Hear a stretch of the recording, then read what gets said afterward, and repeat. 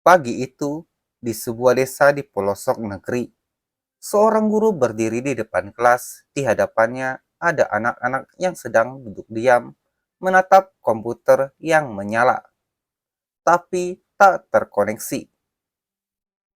Pak, internetnya kenapa nggak jalan? Tanya seorang murid dengan polosnya. Sang guru hanya bisa tersenyum getir, karena di balik layar laptop itu tersimpan kisah rumit tentang anggaran triliunan rupiah yang kini diselimuti kabut ketidakjelasan. Senin, 23 Juni 2025. Ex-Menteri Pendidikan Nadiem Makarim menjalani pemeriksaan di Kejaksaan Agung selama hampir 12 jam. Tapi alih-alih membongkar misteri, yang publik dapat hanyalah selembar pernyataan yang sudah diketik rapi. Saya akan terus bersikap kooperatif untuk membantu menjernihkan persoalan ini demi menjaga kepercayaan masyarakat terhadap transformasi pendidikan yang telah kita bangun bersama. Terima kasih dan izinkan saya pulang karena keluarga saya telah menunggu. Terima kasih. Kata Nadiem singkat di tengah kilatan kamera media. Lalu hilang di balik kaca mobil hitam.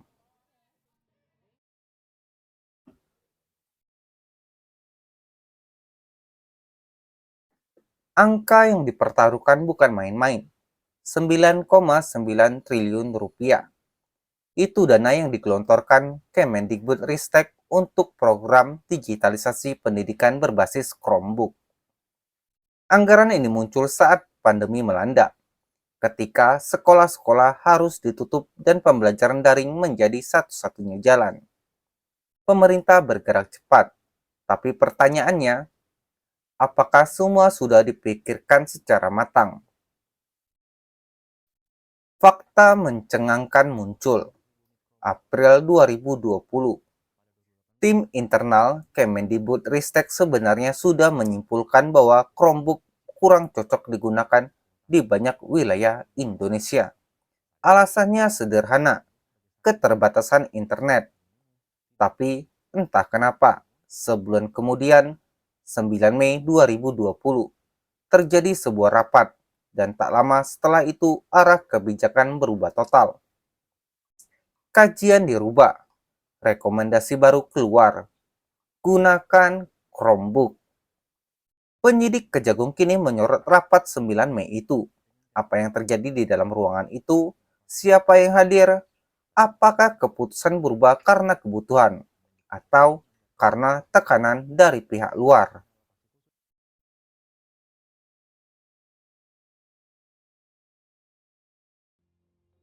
Dalam pemeriksaannya selama 12 jam, Nadiem dicecar 31 pertanyaan. Penyidik menggali banyak hal. Sejauh mana ia tahu soal pengadaan? Apakah dia memberi arahan langsung ke stafnya? Atau ada komunikasi lain dengan pihak vendor? Pertanyaan makin tajam ketika membahas keterlibatan vendor global, yaitu Google. Ada dugaan penawaran datang langsung dari pihak luar, dan pengadaan dilakukan dengan arah yang spesifik. Chromebook or nothing. Kapes Penkum Kejagung Harley Siregar menyatakan, fokus penyidikan ada pada bagaimana kajian berubah dan siapa yang berada di balik keputusan itu. Tapi sayangnya, belum ada satupun yang ditetapkan sebagai tersangka. Tidak Nadiem, tidak staf khusus, tidak juga pejabat eselon. Di balik nama-nama yang diperiksa muncul satu sosok yang terus menghindar, Juristan, ex-staf khusus Nadiem Makarim. 3 kali dipanggil, 3 kali mangkir.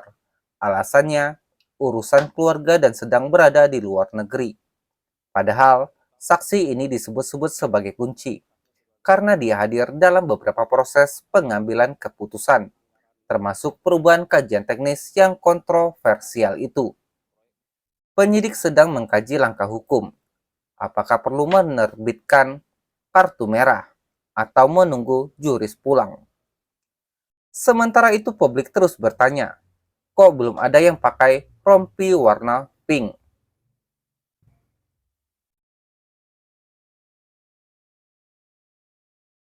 Kita tinggalkan sejenak gedung bundar Kejagung. Mari turun ke lapangan, ke sekolah-sekolah di pelosok Kalimantan, NTT, Papua, dan Sumatera. Di sana, ratusan ribu laptop sudah dikirim. Tapi apa gunanya perangkat canggih jika sinyal tak pernah datang? Ada sekolah yang tak punya listrik stabil, ada guru yang bahkan tak tahu cara pakai Chromebook, dan ada murid yang cuma bisa main game offline karena Google Docs-nya butuh internet. Bukan hanya soal laptop, tapi soal kesiapan, kejujuran, dan perencanaan. Kasus ini bukan yang pertama di dunia pendidikan. Kita pernah melihat pengadaan alat peraga yang harganya digelembungkan, beasiswa fiktif, dana BOS yang bocor di tengah jalan. Apakah ini hanya pengulangan dari pola lama?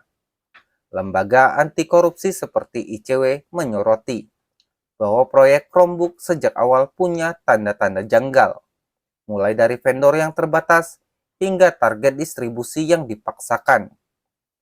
BPKP bahkan sudah memberikan peringatan soal ketidaksesuaian spesifikasi jauh sebelum kasus ini meledak. Di media sosial banyak yang kecewa. Katanya revolusi digital, kok jadinya revolusi anggaran? Laptop triliunan buat siapa? Kami di sini sinyal aja susah.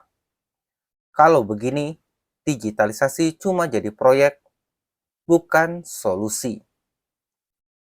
Analis politik Henry Satrio bahkan bilang, melihat nilai proyek ini, setan pun bisa marah. Di parlemen, beberapa anggota DPR mulai buka suara, tapi sebagian lainnya justru memilih diam. Entah kenapa.